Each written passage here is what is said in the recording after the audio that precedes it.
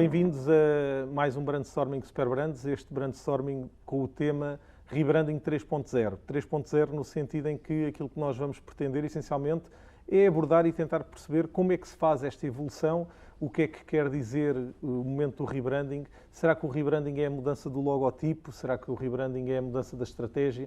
Portanto, é muito isto que nós vamos fazer aqui com este painel de convidados completamente diversificado e alargado. Portanto, começando aqui em termos de apresentação, o Hélder Pinto, da Sanjo, portanto, uma marca icónica em termos nacionais. O Fernando Esteves, do Polígrafo, portanto, fundador e diretor do Polígrafo, portanto, uma marca que é de referência no que diz respeito ao fact-checking.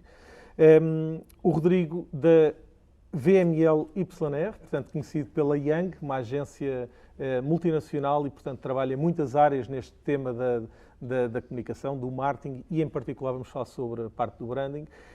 E o Ricardo Bastos, da Dream Media, portanto, uma empresa de referência na área do audiovisual e agora com uma projeção brutal na área do audiovisual em digital, portanto, aquilo que tem sido também uma inovação. E, portanto, é muito neste sentido que nós vamos aqui correr esta nossa conversa, agradecer-vos a disponibilidade e, se calhar, começava exatamente pelo desafio, por Ricardo, já que fiz a apresentação assim, agora fazemos o retorno, que é o que é isto de fundar uma marca, fazer a marca crescer num mercado em particularmente ocupado por empresas e marcas multinacionais, e como é que se faz de facto esta marca ir crescendo e haver um momento em que se toma a decisão. O que é que esteve na decisão de fazer a mudança de marca? Qual é que é o momento que isso acontece? Porque é que isso é importante? Conte-nos um bocadinho desta vossa história. Pedro, antes de mais, muito obrigado pelo convite para fazer parte deste painel. É de facto com muito gosto que aqui estou. A tua pergunta é de facto muito interessante, não é? O porquê, de facto, é apenas uma mudança de logotipo, é uma necessidade, é uma estratégia. No nosso caso, efetivamente, foi uma necessidade. A Dream Media, como dizias e bem, cresceu muito nos últimos 10 anos. A Dream Media já tem 20 anos. E nós sentimos, a determinado momento, que a forma como o mercado nos percepcionava era apenas uma parte de tudo aquilo que nós, na verdade, somos. Muitos negócios crescem e consolidam-se sempre na sua área e crescem em dimensão, mas dentro da sua gama de produtos. Não foi isso que aconteceu com a Dream Media. A Dream Media cresceu, diversificou a sua oferta, diversificou também a sua presença nacional e chegamos a um momento em que percebemos que o mercado nos via como um operador robusto, mas um operador de comunicação local. Quando existe uma necessidade de comunicar localmente, pode ser uma grande marca, mas quando existe uma necessidade de comunicar localmente, a Dream Media tem efetivamente essa solução no setor do out-of-home. Nós somos muito mais do que isso. Entendemos que a forma de transmitir essa mensagem passaria por um profundo rebranding, que efetivamente envolve muito mais do que a mudança de um logotipo. Sim. E fizemos-lo, assumo que com sucesso, porque efetivamente começamos a sentir de uma forma muito intensa todos aqueles resultados do processo pelo qual nós passamos. Ok. E a propósito disso, Rodrigo, agora deixando-te a ti este desafio que é quem tem que interagir com clientes, marcas, entidades completamente diferentes. Há muito esta noção de que fazer o rebranding é mudar o logotipo ou há muitas vezes uma visão de que o rebranding pode até implicar não mudar o logotipo? Não há. Os pedidos acontecem por variedíssimas ocasiões. Muitas vezes por pressões de vendas e acham que de repente mudar a imagem vai mudar as coisas. Esquecem-se que tem que mudar tudo aquilo que está por trás da imagem. As pessoas, o mindset e tudo isso. Recebemos inclusivamente muitos pedidos de pitches, para ir a pitches para um rebranding para uma marca, em que nos pedem para fazer trabalho criativo antes de dizerem quem é a agência que vai efetivamente fazer o trabalho, sem acesso às pessoas que trabalham a marca. Nós não fazemos isso. É impossível, não é só mudar um logo. Quem quiser mudar um logo, existem muitos designers no país que podem agarrar, desenhar e pôr ali um logo bonitinho em cima, mas falta a substância, falta aquilo que é a marca, aquilo que representa a marca, como é que se constrói essa marca.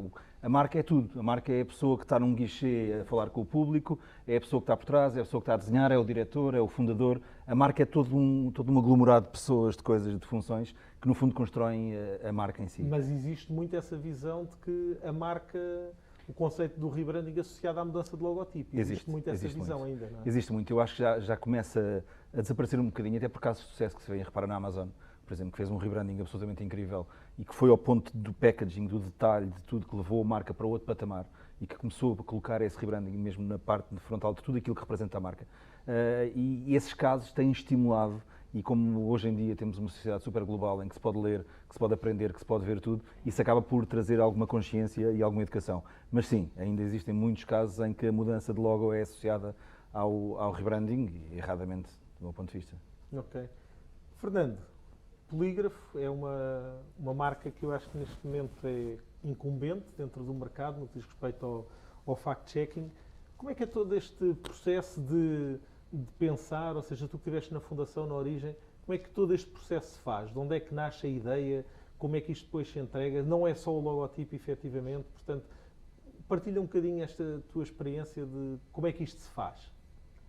No meu caso em concreto foi uma ideia assim meio solitária de uma pessoa que tinha 40 e tal anos, 40 e poucos anos, que entra subitamente numa crise.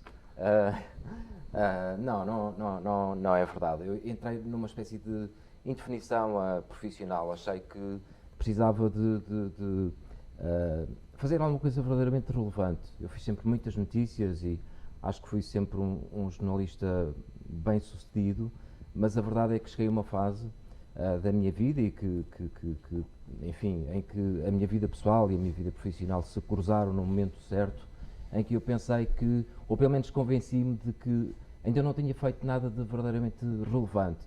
E, por outro lado, isso coincidiu com o surgimento de novos populismos no mundo, de uma figura icónica chamada Donald Trump, que eu acompanhei de forma muito próxima nas eleições dos Estados Unidos. Eu era editor de internacional, de política internacional à altura da revista Sábado, e foi nessa altura que eu tropecei no fenómeno do fact-checking nas eleições americanas. O Donald Trump fez-se eleger, enfim, à conta de dezenas e dezenas de mentiras que eram diariamente triadas pelos jornais de fact-checking. Nessa altura eu fiquei assim meio fascinado com o movimento, mas que era um movimento essencialmente americano, e que resulta de uma crise não só do jornalismo, mas da sociedade em que vivemos. Eu acho que por trás de uma boa ideia, e eu acho que o polígrafo é de facto uma boa ideia, tem que estar um diagnóstico, tem que estar sempre alguma coisa. No caso em concreto, eu acho que as democracias estão em, obviamente, uma grande decadência, existe uma grande separação dos eleitores e dos eleitos, as instituições estão a ser altamente questionadas, entre as instituições eu coloco também o jornalismo tradicional. Certo. Existe aqui um grande vazio. E na política, como no jornalismo, não há vazios, como na economia também não há vazios. Este vazio foi aquele vazio que eu encontrei para preencher com uma ideia. Lá está, a ideia do polígrafo. Não existia nada em Portugal do género. Aliás, a esmagadora maioria das pessoas, mesmo entre o meu ecossistema profissional, não sabiam exatamente do que se tratava. Eu lembro-me quando tive a ideia e a partilhava com os meus colegas, a maior parte deles diziam, os que eram meus amigos diziam, é bom e tal, força, mas os outros não compreendiam, achavam que eu era assim meio louco, não é? Lá está, que estava a passar por uma crise dos 40. Mas depois tomaste a decisão, e de onde é que vem a marca em si? Como é que tu vês este caminho para que a marca de facto consiga chegar à referência que é hoje em termos sociais? A partir do momento em que eu tive a ideia, eu demiti-me da revista onde trabalhava e dediquei 1 ano e meio da minha vida a concretizar o projeto. Desenvolvi os conceitos fundamentais, o conceito de credibilidade e o conceito de verdade, que vinham ao encontro daquilo que eram as necessidades do mercado e da sociedade naquela altura em específico. E depois, enfim, desenvolvi por um lado a questão mais de construção de parcerias, atração de investidores e, paralelamente, a questão da imagem, do branding, no caso em concreto com uma agência de publicidade que me ajudou bastante.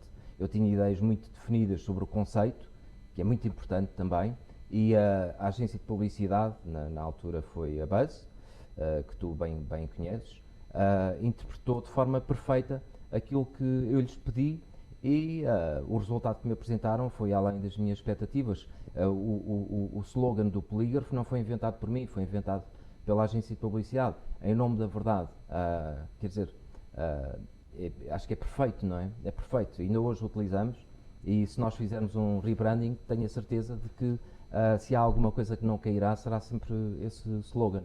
O conceito em si. Sim, diz tudo. Eu acho que atrás de um projeto ganhador tem que estar sempre uma ideia estrutural, uma grande ideia. O princípio de todos os bons negócios é sempre uma boa ideia. Se nós tivermos uma ideia diferenciadora, uma ideia inédita, uma ideia que entenda e interprete o ar dos tempos, temos sempre muito mais possibilidades de ganhar. Ok, deixa-me pegar nessa dica da grande ideia e da ideia inovadora para passar de alguma forma aqui ao Hélder e falarmos sobre a Sanjo, não é? Sanjo é uma marca icónica portuguesa, portanto tradicional, há muitos anos, desapareceu do mercado em tremenda altura por uma crise de gestão, de negócio em si, e volta a aparecer no mercado, portanto, mudando se calhar muitas coisas, mas não mudando genericamente aquilo que é a imagem que as pessoas conhecem, que é o seu logotipo de uma forma geral. Com certeza mudou alguma coisa, mas eu diria que continua a ser essa visão tradicional. Isto é possível, ou seja, esta grande ideia está na base da própria marca? Onde é que está o desafio? Como é que se faz renascer uma marca sem mexer na sua identidade genericamente? Como é que isso funciona? Bem, nós ficámos com a marca tinha fechado em 96, desde a entrada de Portugal na CE, a marca passou sempre um mau bocado e não conseguiu se ingrar. Em 96 fechou portas.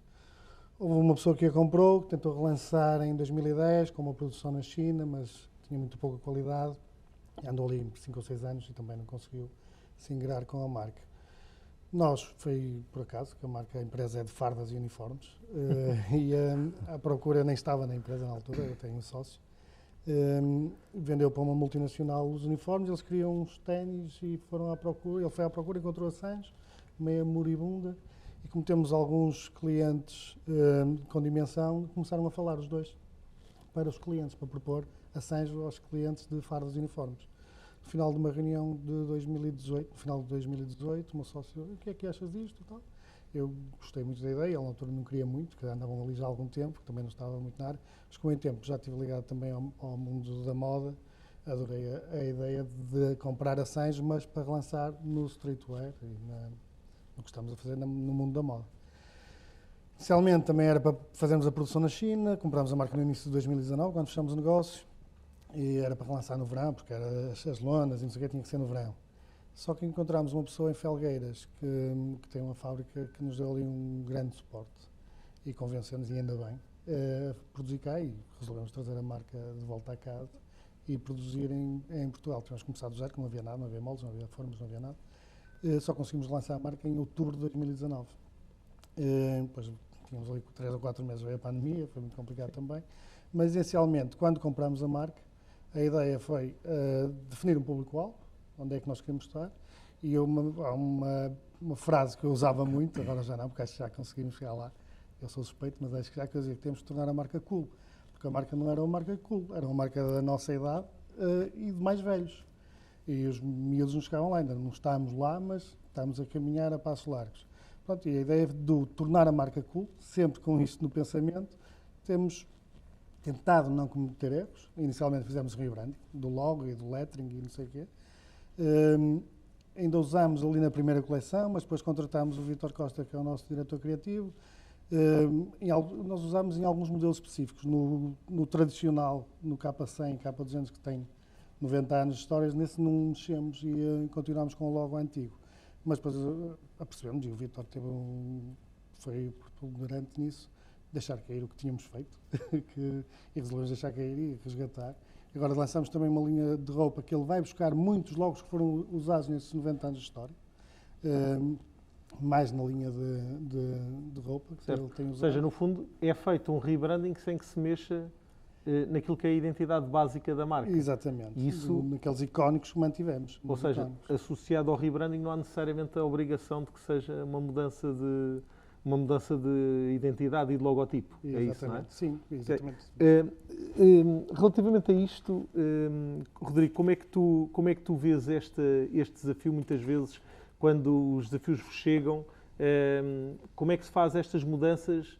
Como é que um rebranding pode implicar esta consolidação da estratégia, como tu dizias, e não necessariamente a consolidação da imagem, uma mudança da imagem. Esta é muitas vezes a conclusão que nós chegamos quando começamos a interpretar. Nós temos uma metodologia específica de trabalho em que o primeiro passo é exatamente um brand dive, em que vamos mergulhar na marca, mergulhar naquilo que é a marca, falar com as pessoas que fazem a marca e que no fundo são a marca. Ou seja, ele falou no diretor criativo, que de repente foi a pessoa que influenciou, e são estas pequenas questões. Às vezes é um diretor criativo, às vezes é uma recepcionista, uma office manager, não interessa. É a pessoa que de repente sente aquilo, que vive aquilo, que está com as pessoas. E muitas vezes chegamos a essa conclusão. Eu fiz parte da transformação da Volvo enquanto marca a nível global. Em 2015 tivemos o desafio, ganhámos a conta a nível mundial e tínhamos o desafio de, nós queremos ser uma marca premium, queremos estar ali ao lado da Mercedes, da BMW e tudo mais. E queremos mudar as coisas. E efetivamente começaram a mudar. E uma das conclusões a que se chegou é que o logo, por exemplo, não era uma coisa que fosse mudável, porque era ali que estava a raiz, era ali que estava a essência da marca e a verdade da marca, não é? E, portanto, muitas vezes é isso. E às vezes é mau para nós como agência, porque para nós mudar o logo e fazer uma mudança muito maior, em termos de budget, é preferível. Mas a realidade é que nós não pensamos numa marca há um ano, não podemos fazer um rebranding a pensar a um ano ou a 2 anos, temos que acreditar na marca e fazer o rebranding a pensar a 10, a 20, a 30, o que seja, mas pensar nesse caminho a longo prazo e não a curto prazo. Que é esse o grande erro, muitas vezes, quando se pensa no rebranding, como eu disse há bocado, aquela questão da pressão. A pressão das vendas, a pressão de alguma coisa, muitas vezes leva a pensar, vamos mudar tudo isto. Se calhar foi o que pensaram quando fizeram o primeiro rebranding. Agarrámos a marca, isto já falhou 3 vezes, vamos lá agora mudar, mas é isto tudo, mudar a imagem, mas não era aí que estava o segredo. E quando eles deixaram cair isto, o exemplo, tenho 40 e tal anos, não é? Estou aqui a tentar ser jovem e cool, portanto fui buscar uns Sans para tentar ser cool e é esse o exemplo, não é? Toda a gente que hoje em dia olha para a marca, vê uma marca cool, vê uma marca que se adaptou, vê uma marca nacional que nos dá orgulho de ter essa marca e que no fundo não teve que mudar a sua identidade típica. Acho que é um bocadinho por aí. Ok. Fazer aqui uma pergunta um bocadinho provocatória ao Fernando, que é, começando aqui por deixar este contexto rápido, que é o fundador da Superbrands era jornalista na BBC, e uma das razões que o fez na altura, entrar ali muitas vezes em conflito do ponto de vista editorial, era um bocadinho este estigma de que no jornalismo, quando é para se falar de marcas, muitas vezes há uma ideia associada à parte comercial, sempre. Ou seja, há aqui algum prurido sempre de abordar estes temas à volta das marcas. Fala-se quando é pela perspectiva mais pejorativa, ou quando há uma crise, ou quando há alguma coisa, mas nem sempre se fala nas perspectivas positivas. Na tua opinião, isto é verdade ou não? Isto é uma visão só do lado das marcas? Há problemas em falar sobre os aspectos positivos que se colocam muitas vezes de projetos e iniciativas que são desenvolvidas pelas marcas, mas que até têm impacto positivo, etc., e normalmente não são noticiáveis. Porquê é que isto acontece? Isto é uma questão cultural dentro do mundo do jornalismo? Não é verdade? Qual é a tua visão sobre isto? Não, é inteiramente verdade. Mas é promovida por quase toda a gente, na verdade, incluindo pelas instituições. Estás a falar disso e ainda recentemente eu tive conhecimento de um caso de uma jornalista que foi chamada à comissão da carteira profissional porque escrevia uns artigos sobre restaurantes. E escrevia sempre bem. Problema, os artigos sobre os restaurantes sobre os quais ela escrevia eram todos muito bons. O que é que os representantes da comissão da carteira querem? Que ela vá a um bom restaurante e que escreva uma crítica destrutiva? Quer dizer, são coisas sem sentido. Existe, de facto, um preconceito de raiz entre a classe relativamente às marcas, à publicidade. No jornalismo existe uma coisa que sempre me fez muita confusão, que os jornalistas têm uma espécie de nojo intelectual em relação ao dinheiro, em relação ao lucro. E se calhar por isso é que os jornais em Portugal e as televisões e o meio da comunicação social de uma forma geral é profundamente deficitário. É porque nós não ligamos às marcas, não ligamos aos investidores, não trabalhamos a pensar nos resultados, trabalhamos a pensar no processo. É uma visão também muito europeia da economia. Nós preocupamos muito com o processo, em fazer as coisas muito bem, mas não somos como os anglo-saxónicos, que se preocupam fundamentalmente com o resultado, não é? Certo. Tu podes ter um processo espetacular, mas se depois não tiver resultados, qual é a razão para existires? E como é que te tornas sustentável? E as pessoas em Portugal pensam muito pouco sobre isso. Pensam, como é que eu, dentro da minha organização, posso fazer com que ela melhore? Em Portugal isso não existe. Os jornalistas, para voltar à questão da relação com as marcas, acham que as marcas, as empresas de uma forma geral, que se movimentam em redor de jornais, são potenciais parasitas sobre os quais não vale a pena falar. porque Mas é eventualmente estranho, isso desculpa conspurta interromper, mas os é- princípios mais basilares da profissão, o que é um erro, obviamente. Mas é estranho, por exemplo, quando em horários noticiosos, por exemplo, não há nunca pruridos em falar numa Amazon, numa Google, numa Microsoft, que não só são marcas, como são grandes marcas a nível mundiais, e a esse nível não há normalmente essa questão. Ou seja, e a minha pergunta era um bocadinho neste sentido, que é, isso tem a ver com, às vezes, as próprias marcas não conseguirem mostrar um bocadinho o que é que são os seus propósitos ao próprio meio, ou tem a ver, de facto, com esse prurido nativo que existe dentro da Eu agenda acho que, cultural, se quer dizer, quisermos? um dos critérios jornalísticos de referência é a questão da relevância e da proximidade, não é? Ok. São dois critérios muito importantes. É evidente que falar da Google ou da Microsoft ou do Facebook é diferente de falar de uma tecnológica de vão de escada, não é? Portanto, é óbvio que estas empresas por si só, estas marcas como a Volvo, como a própria Sanjo, são marcas de referência que são profundamente noticiáveis. Eu acho que aqui o nosso companheiro não terá razões de queixa sobre a forma como a Sanjo é tratada pela comunicação social em Portugal. Julgo que é genericamente bem tratada, é acarinhada. Portanto, a mim parece-me que, desse ponto de vista, existe de facto um problema estrutural relativamente àquilo que é potencialmente comercial.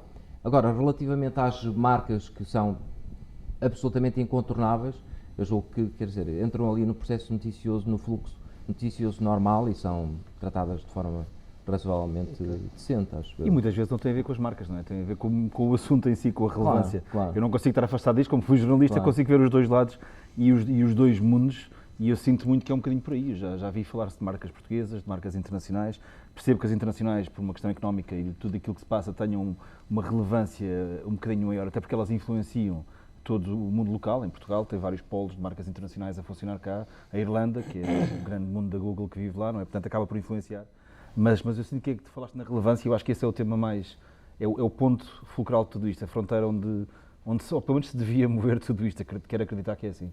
Certo. Pelo menos. Ricardo, mudando aqui um bocadinho de assunto, ou seja, no vosso caso em desafio, ou seja, quando há uma mudança da marca ao fim de 20 anos, quase, não é? Quase 20 anos. Quase 20 anos, e que se toma essa decisão, ao longo dos 19 que tiveram para trás, houve momentos em que se tomou a decisão, em que se pensou na hipótese de fazer logo a mudança, foi-se avançando e deixando avançar.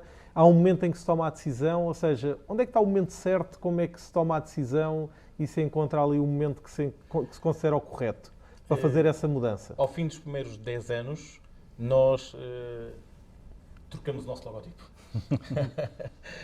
Ao fim dos quase 20 anos, 10 anos nós é fizemos bom. o rebranding. Portanto, mas isto também é a experiência, não é? De toda uma carreira que nos faz perceber efetivamente a diferença entre trocar um logotipo ou fazer um rebranding.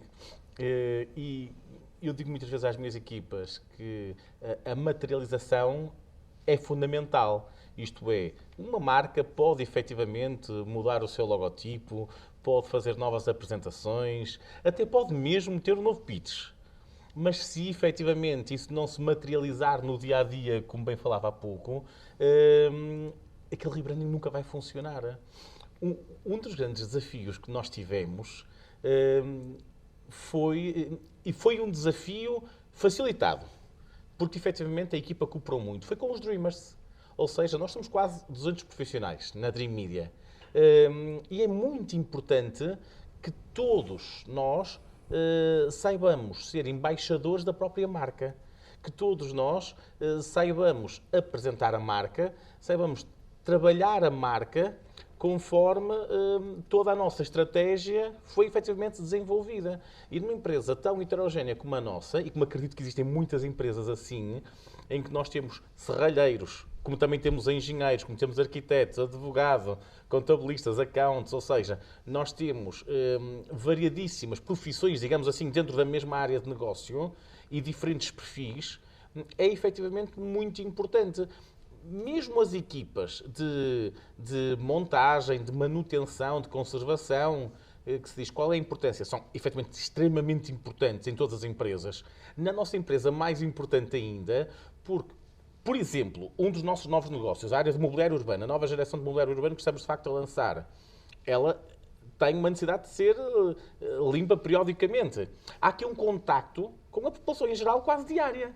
Portanto, a forma como nós conduzimos na via pública, como fazemos as nossas operações, que é uma operação feita toda ela na rua, a contactar com pessoas, isso diz muito sobre a nossa empresa. Nós, inclusivamente, estamos agora a criar um novo canal, o canal de manutenção e conservação, em que, de facto, pedimos opiniões ao público em geral, porque já que nós impactamos a via pública, é nela que nós trabalhamos, de que forma é que nós, de facto, podemos melhorar. Ou seja, isto também é uma forma de criar cada vez mais um rigor sobre os Dreamers, para que eles, de facto, correspondam à marca. Portanto, os desafios são muitos.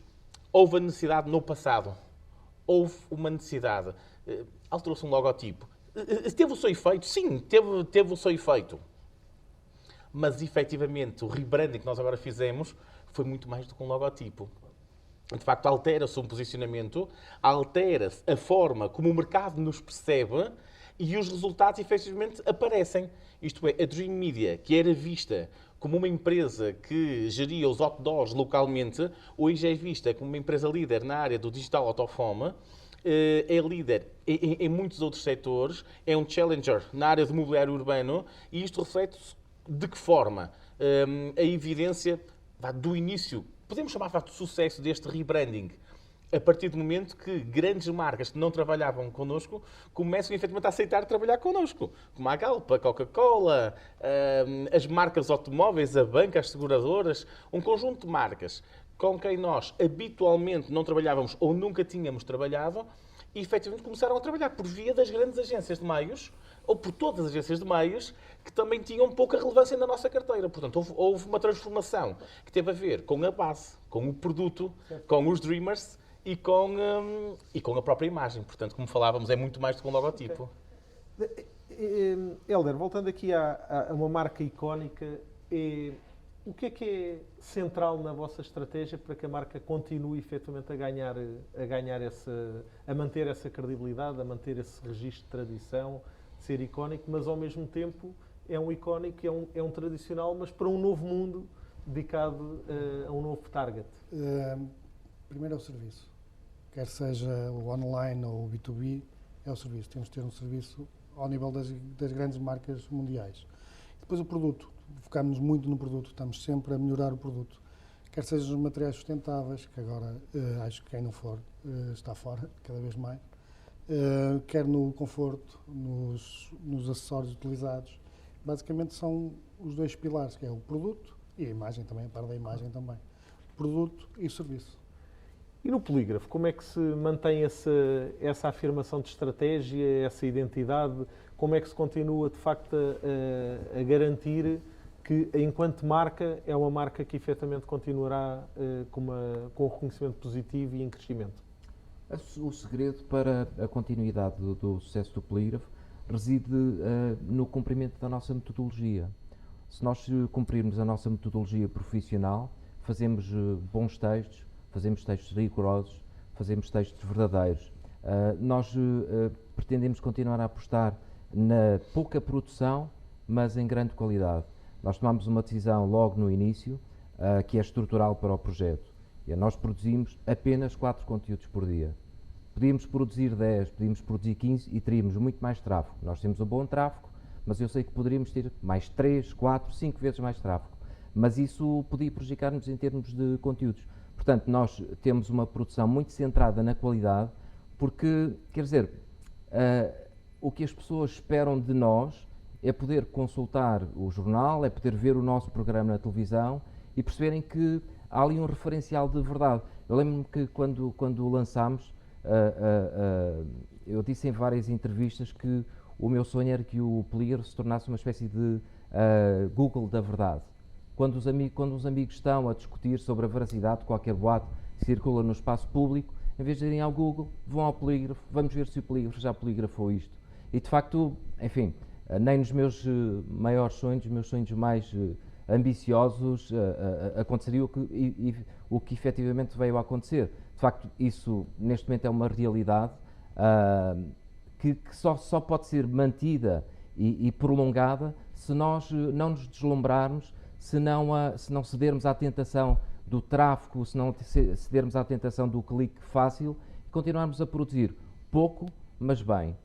Esse é o grande sucesso o grande segredo do sucesso do Polygraph, é isso que eu digo à minha equipa quase numa base diária. Do ponto de vista de identidade, prevês a necessidade de vir a fazer alguma mudança em breve? Sim, ou não? Sim, talvez visualmente nós talvez precisemos de uma lavagem de cara. Afinal, a marca e a sua identidade visual já têm quase 5 anos, já passaram quase 5 anos, 4 anos e meio. Eventualmente, sim, ali um refresh. O conceito não vai mudar, a ideia está lá, a cara, o embrulho, talvez já esteja na altura de ir ao salão de estética, sim. Okay. Mas estás a ver, isto é daquelas coisas que eu acho que não se pode chamar um rebranding. Sim. É uma evolução da marca, mas Sim, sim. o conceito está lá. O Fernando há bocado dizia que o Bernardo, portanto, um dos jornalistas que dá a cara pelo programa, está em constante contacto e que trabalham juntos. Sim. É isto que faz uma marca. É as pessoas que estão envolvidas nela, o serviço de que o Helder falava que dão, o customer service, portanto, toda a forma como tratam as pessoas. Tudo isso tem que representar os valores e a missão da marca. Tanto para uns ténis, um streetwear, que são, como é a Sans, como para um Polígrafo, que é um programa de referência de um canal de televisão nacional, neste caso de um jornal próprio. Esta questão e a forma como se faz tudo isto, o que as pessoas pensam, como as formas as pessoas trabalham a marca, é isso que é importante, ou os Dreamers, neste caso. É exatamente este rebranding, esta forma que constitui o rebranding. E não a evolução, como dizias agora, que acho que é o que vais fazer e é o que faz sentido, sobretudo tendo em conta o sucesso, é esse refresh, não é? Essa forma de Agora deixa-me fazer-te uma pergunta desafiante que tem a ver para uma agência com escala e com dimensão, que o objetivo é muitas vezes fazer este trabalho de fechar estratégias, de redefinir as imagens, etc. Muitas vezes a questão do nacional e multinacional e internacional são desafios. Eu tenho dificuldade em dizer VLM YR, que na verdade é, eu diria, Aka Young, ou seja, é uma agência que é conhecida pela Young. Como é que se gera este desafio de, numa multinacional, perceber que nós temos desafios diferentes dentro de um país, dentro de outro país? Como é que isso se gera? Só vou responder se conseguires dizer o nome bem. VLM YR. Vais ter que repetir. VML YR. Exatamente. Pronto, ainda Muito hoje bem. de manhã ouvia na rádio a propósito disto, a dificuldade de falar. Às vezes dizem uma máxima antiga, não é? Que não importa se falam bem ou mal, importa que falem. Fala, exatamente. Neste caso, só o nome da agência já é um ponto de discussão, já é um ponto um tema de conversa e muitas vezes é confundido com uma password de Wi-Fi, que é a realidade. Como é que se gera? Eu acho que tens que gerir, lá está, tens que criar a identidade da marca, neste caso da agência, de outra forma. Nós continuamos em Portugal a ser conhecidos pela Young. Fora de Portugal somos a VML. Muitas vezes a VML YNR já é mais complicada, até porque o YR em português não fica muito bem. Não imaginas o desafio dos espanhóis, que é ainda pior do que nós, eles que não traduzem, que dizem o B com o V e trocam as letras e fazem aquilo ainda pior. Portanto, os desafios têm que se ultrapassar pela forma como nós interiorizamos as coisas e as trabalhamos e criamos a equipa. Quando a equipa é coesa, quando o projeto atinge a maturidade e aquela força e aquela cultura suficientes para o suster, o nome é quase irrelevante, porque no fundo acabam por ser as pessoas que são o nome. É o Helder, é o Ricardo, é o Fernando, que são tratados pelos nomes. E é isso que é importante criar e construir, é de dentro para fora. O nome acaba por ser quase um acessório que está ali para identificar, para criar e para chamar a atenção. Mas sim, é sempre complicado, internacionalmente, nacionalmente, em Portugal muito mais complicado do que noutros países. Não temos a língua inglesa como primeira língua, felizmente somos dos países que melhor se defende nessa área, mas eu acho que temos que nos ajustar. A agilidade e a flexibilidade de hoje em dia é um ponto assente e é uma necessidade quase dos tempos que correm. Muito bem. Deixa-me aqui, estamos aqui já a chegar a um timing já mais final da nossa conversa, deixar aqui um desafio que vou deixar, em termos gerais, gostava de ouvir as vossas opiniões, posso começar por Ricardo, que é, há muitas vezes o conceito associado a este conceito de rebranding, quando eu tenho que, ou branding ou rebranding, quando tenho que definir uma marca, há muito esta visão associada quer à estratégia, quer à identidade. O Ricardo tocou num ponto que me parece muito interessante, que é a importância que as equipas têm muitas vezes na afirmação ou na consistência que nós conseguimos dar ao conceito do rebranding. Isso acontece-vos todos os dias, ou seja, seja a Dream Media, seja a Young, seja o Polígrafo ou a Sanjo, a sua consistência, a sua capacidade de afirmação depende só da capacidade de imagem e de estratégia ou o papel que as pessoas têm por dentro é muito importante também para que ela tenha sucesso? É comum dizer-se que as empresas são feitas de pessoas. E, efetivamente, a Dream Media percebe isso agora melhor do que ninguém. E, efetivamente, nós estamos carregados de bons talentos. E esses talentos, efetivamente, representam a marca, como aqui foi amplamente dito. Mas eu ia um pouco além ainda desta matéria, porque dentro do rebranding, muitas vezes, ou eventualmente sempre, exige uma reponderação da missão, visão e valores da empresa, que deve ser feita de forma muito consistente e muito ponderada.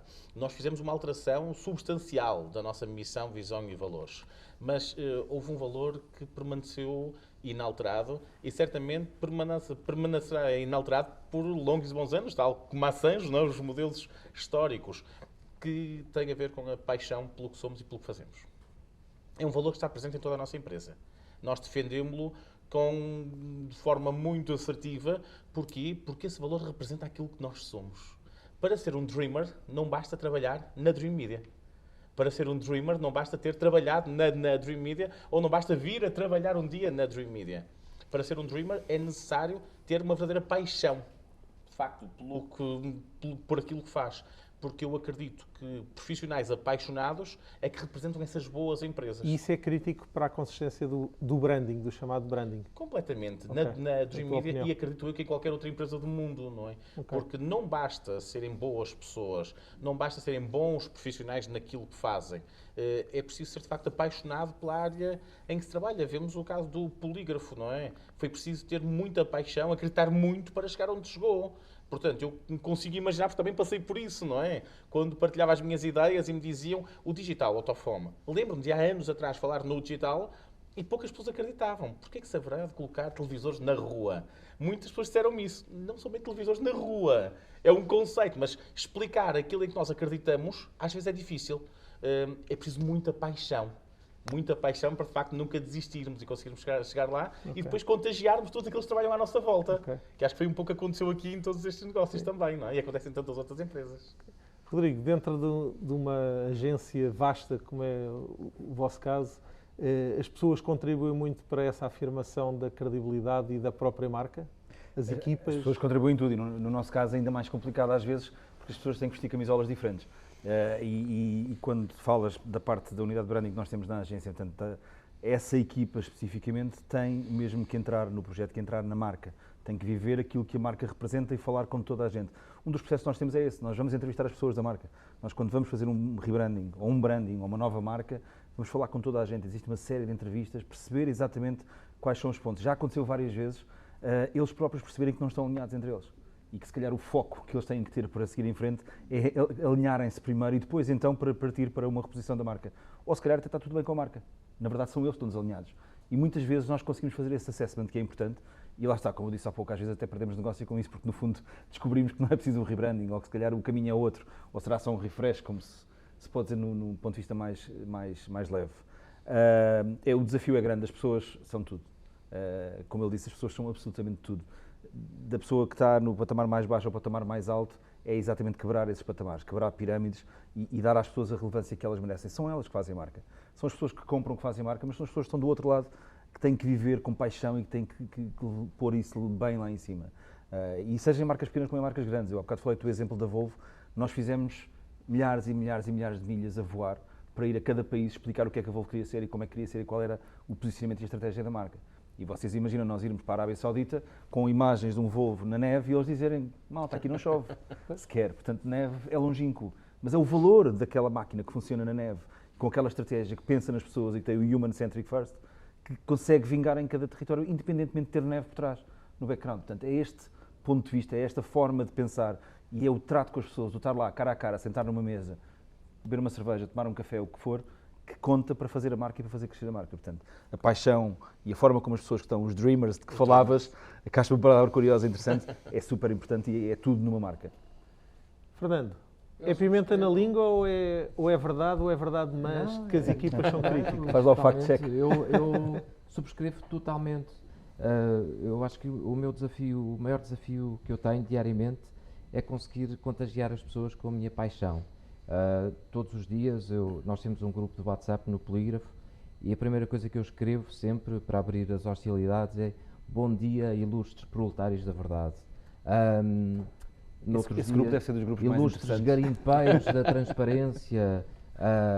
Basicamente, o desafio é fazer com que aquelas pessoas sintam que são relevantes, que o trabalho delas é importante, que é consequente, que têm um propósito. E assim faço delas pessoas mais felizes, mais eficazes. Ontem tivemos uma situação que é paradigmática a este nível. Nós, além do Polígrafo, na mesma empresa do Polígrafo, lançámos agora um novo jornal de fact-checking, um jornal de fact-checking inteiramente dedicado à saúde, chama-se Viral. O jornal está a ter resultados incríveis e ontem, neste mês, portanto mês de fevereiro, mês anterior, fechava o mês e nós tínhamos um objetivo que era um objetivo considerávamos meio irrealizável em termos de tráfego no início do mês, mas que de facto estava praticamente a ser atingido, embora fosse muito, muito difícil. Faltavam-nos, 60 mil pessoas ontem para atingir o objetivo. E eu de manhã, depois de abrir as hostilidades, com bom dia, ilustres proletários da transparência, disse equipa, vamos ajudar a Beatriz, que é a diretora do Viral, a atingir o resultado hoje.